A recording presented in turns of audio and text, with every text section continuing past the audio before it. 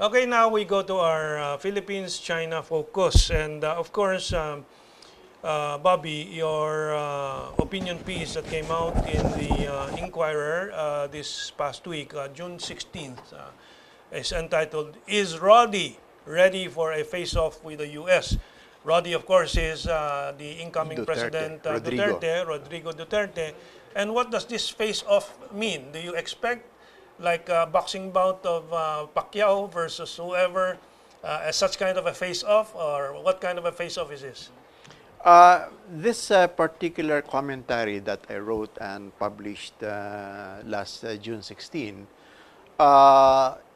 is based on the latest pronouncements of the incoming president. That one, with respect to the South China Sea territorial disputes, that he wanted the Philippine government to adopt an independent foreign policy, and which means to say it will not rely on the U.S.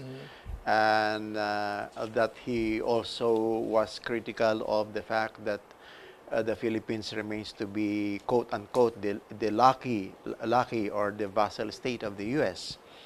And he also said that he wants the Philippines to be friends of everybody and not to be, relying on one foreign power, to be able to adopt an independent and pragmatic foreign policy to promote the national priority of the Philippines, which is to really enhance its national interest. And to him, the national interest of the Philippines, as soon as he steps in as the new president, is to promote the economic development of the country. So he says that we don't need war. We don't need war. We don't need to make war with China. Just like the Bulgarian Prime Minister. Yes. And on the side, he also said that although initially his government will respect or honor its treaty commitments with the U.S., he is not ruling out the possibility of reviewing or renegotiating those treaties. Yeah, one of these, of course, is the EDCA, Yes. the Enhanced Defense Cooperation Agreement signed between Obama and Aquino in 2014. No, it was signed between Defense Secretary Volker Gasmin that's right. and the U.S. Ambassador way back in April of 2014. 2014, On the day that Barack Obama was coming in. That's right. On Now, a state visit in the Philippines, yes. And it was brought all the way to the Supreme Court. Yes, in the it was Philippine Supreme questioned. Court. Yeah. And in the Senate, those who were protesting were people like Senator Miriam Miriam Santiago. Santiago, yes. And who else?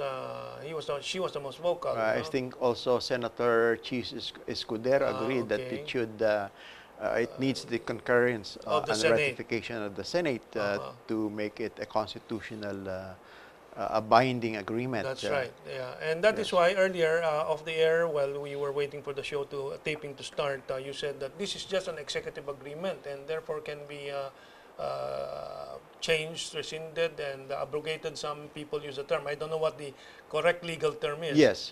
Anytime by an executive The decision. Supreme Court, in fact, affirmed the description of the EDCA as merely an executive agreement.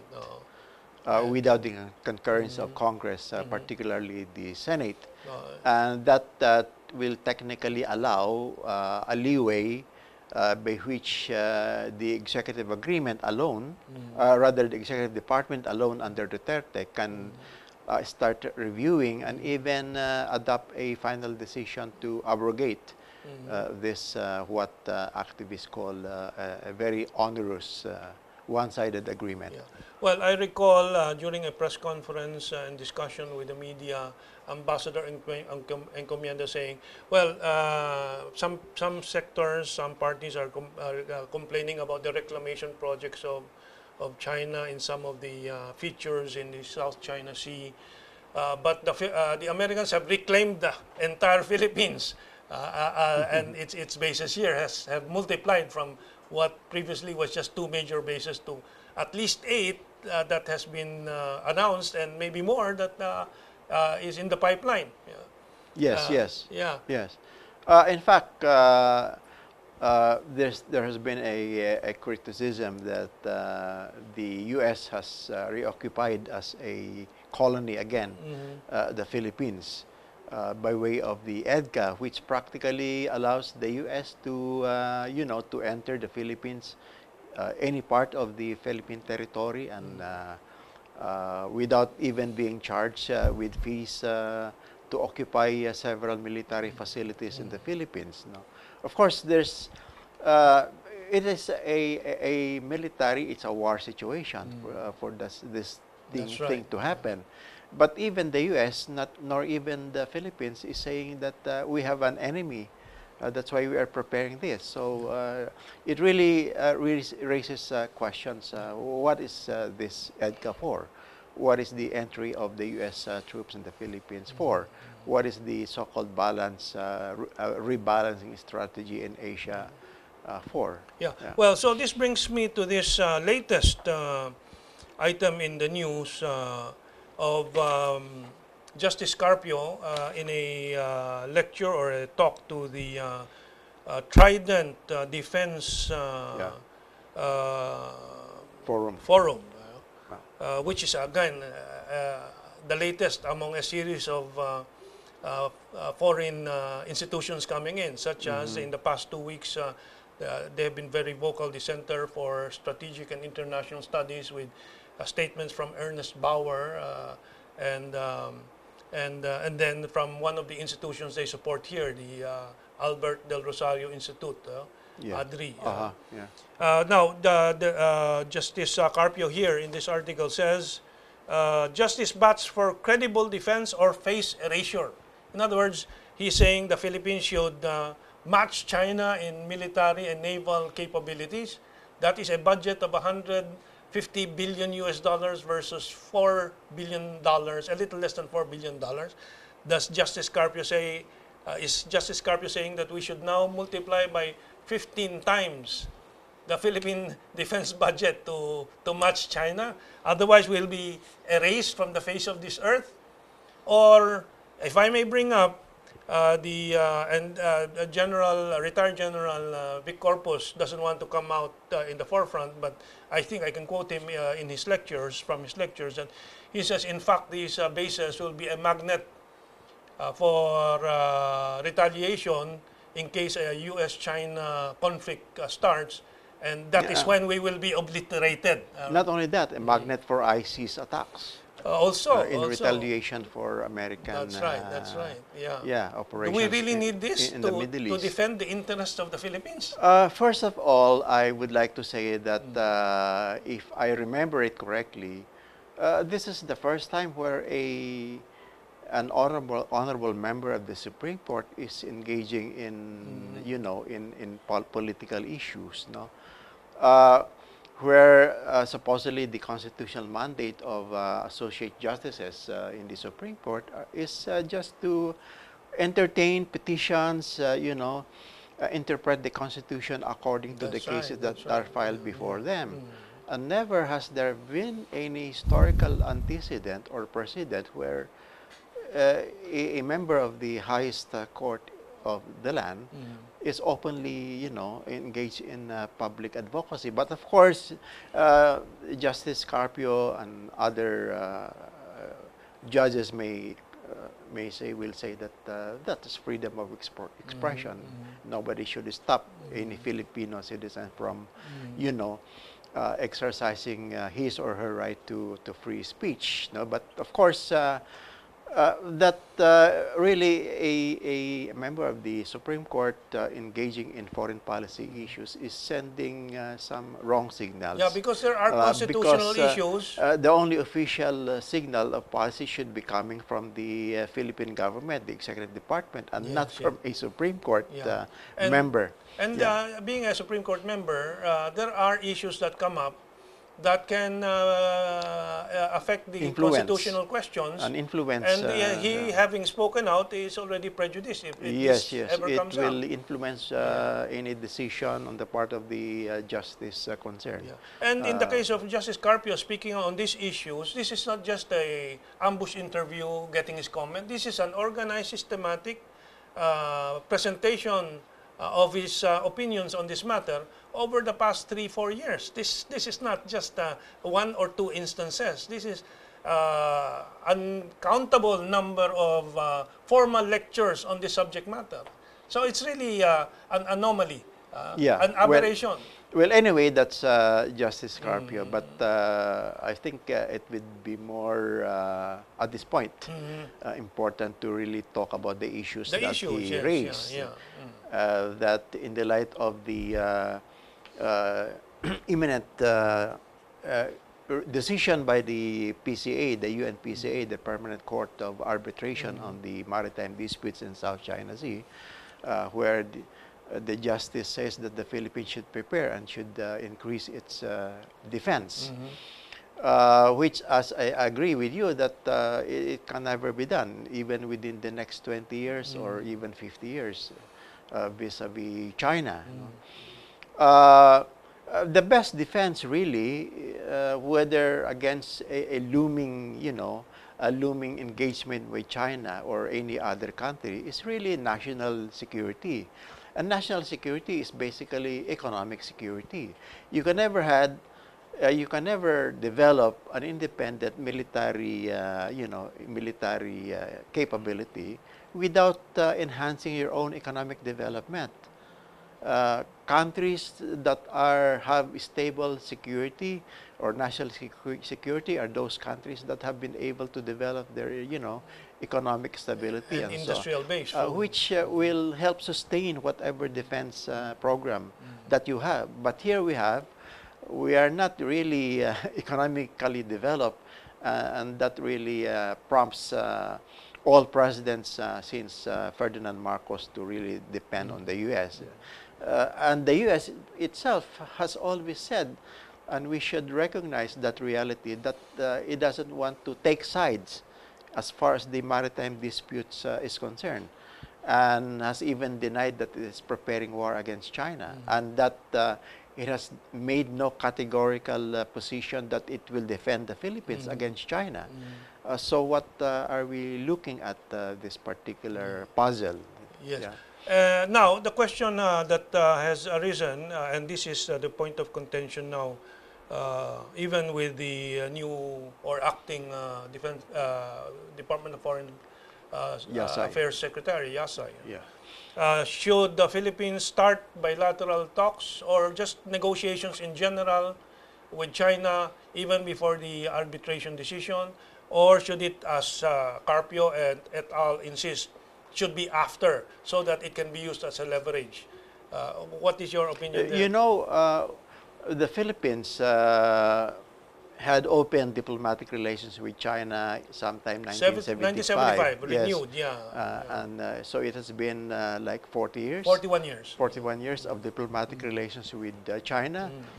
Ever since, on the day of the opening of diplomatic relations with China, we have been dealing with China on a bilateral basis. That's right. And in fact, as far as I know, we have had something like more than 100 bilateral agreements with China. That's right. Yes. We also do the same with the U.S. That's right. We also do the same with Japan.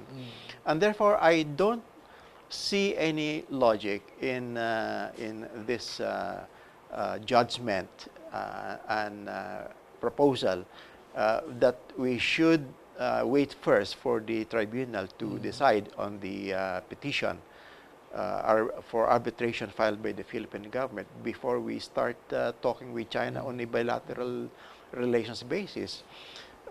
We should keep on talking with China and not wait for the UN tribunal to decide on that, because there is no clear schedule when that decision, but in the meantime, there are issues and problems that need to be threshed out with China, not only on the territorial disputes, but also with regard to how do we sustain our economic relations, how do we, what benefit will the Philippines get, for instance, from the Asian Infrastructure Investment Bank, AIIB, for which the Philippines last December already signed, indicated its intention to be part of this bank. So there are issues and there are platforms that have to be discussed and these are issues that need to be talked about bilaterally. Well, also the fact is, even the Foreign Affairs Secretary Albert de Rosario, which is seen as an anti-China element in this whole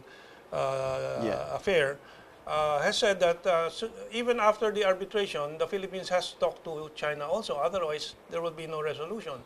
Yes. Um, Yeah. so it doesn't make sense to wait for that. I get the feeling that the Americans are pushing for this to be delayed while they are, as you wrote in your article, installing their and completing their Asia pivot Yes. Yes. to keep the instability going until their entire Asia pivot of the U.S. is installed already in this 2020. region. 2020. Because if the talks start, and as seen by the discussion between Duterte and Chinese Ambassador Zhao, immediately after the first visit, good results have already transpired.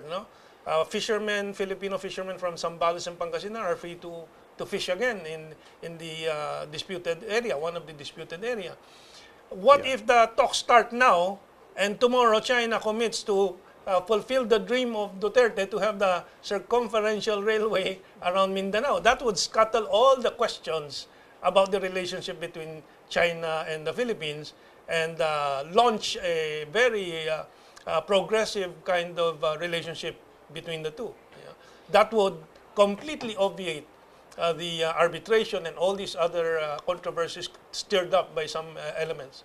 What do you think? Well, the territorial disputes are a very sensitive issue, and both sides, even the U.S., feel that those are issues that can never be settled midnight, Yeah. in just one setting or just one negotiation. But there are windows of opportunities, there are openings, and the incoming president, Duterte, says no matter what the decision of the UN is, the Philippine government should not be deterred from continuing with its bilateral talks with China, and with the perspective that there's no need to settle the disputes right now. But in the meantime, the Philippines cannot wait with its to push for its own economic development, Yeah. and the U.S. is not ready to give that kind of support right now.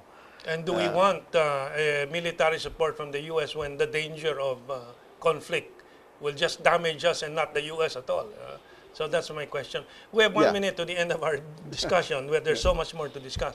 But so that I can make sure that your message get across, what would you like to tell the public?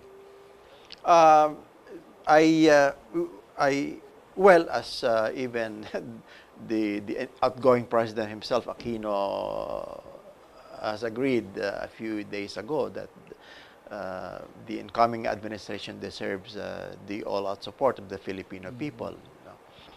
And well, I think this is the first time in the Philippine government history that there's a new president that has explicitly clarified his position on various issues, including foreign policy issues. So it's a wait and see, but there is an opening there, and let's see how it's going to work. But in the meantime, keep on watching what needs to be watched, including the disputes in the South China Sea. Yeah. Well, it seems that the mainstream media now is a major instrument in trying to persuade public opinion, which in turn will add to what the Duterte administration has to ponder upon in finalizing the policies on these issues. What's your view as to what your perspective should do in terms of the media efforts? I think the Philippine media should really open up its eyes and not just rely on sources of news and analysis from Western sources. Western wires. It would be educational for the Philippine media also to look at other sources of news. Like there are credible sources of news from Asia itself, from our own region. No? You Yes, know? yes. And the media should also, simultaneously start revisiting the old ideas and reviewing old ideas and be more open-minded Okay. with regard to radical ideas that this country really needs. Okay. Yeah. Well, we've run out of time, so we'll Yeah. have a part 2 someday. And Yeah. thank you very much to our global audience. And tune in again next week. And also, we're on Twitter and Facebook. Okay.